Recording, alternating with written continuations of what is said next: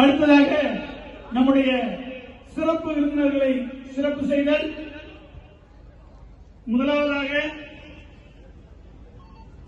இளம் தலைவர், இந்த நாடே உற்று நோக்கிக் கொண்டிருக்கிற, நாளைய இந்திய வரலாற்றை மாற்றி எழுத காத்துக் கொண்டிருக்கிற பகுஜன் சமாஜ் கட்சியுடைய இளம் தலைவர், தேசிய ஒருங்கிணைப்பாளர் மரியாதைக்குரிய ஆகாஷ் ஆனந்தி அவர்களுக்கு மலர் மாலை அணிவிக்கப்படுகிறது.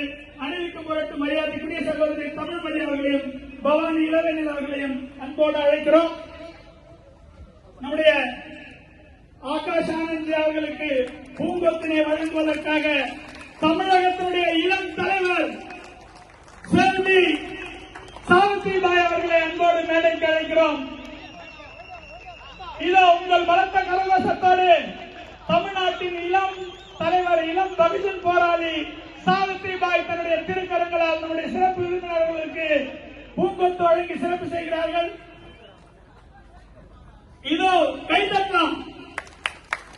இதோ குழந்தை, அன்பு குழந்தை சாவித்ரிபாய் அவர்கள்